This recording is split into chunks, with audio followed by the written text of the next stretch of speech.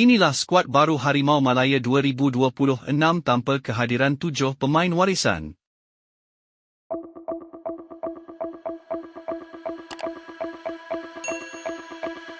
Harimau Malaya dijangka akan tampil dengan strategi berbeza selepas keputusan oleh Mahkamah Timbang Tara Sukan CAS baru-baru ini.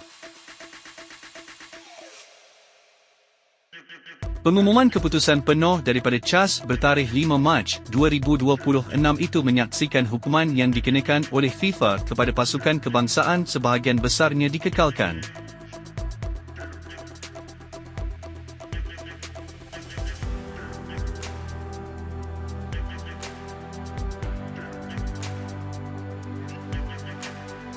Namun begitu penggantungan tersebut hanya terpakai kepada penyertaan dalam perlawanan rasmi dan tidak melibatkan semua aktiviti berkaitan bola sepak.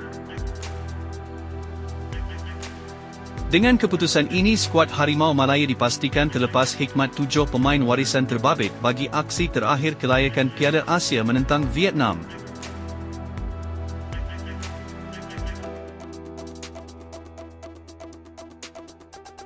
Walau bagaimanapun, Klamovski dijangka tetap menggunakan magisnya tatkala Malaysia masih memiliki ramai pemain berkualiti termasuklah pemain naturalisasi baru yang beraksi cemerlang di Liga Super.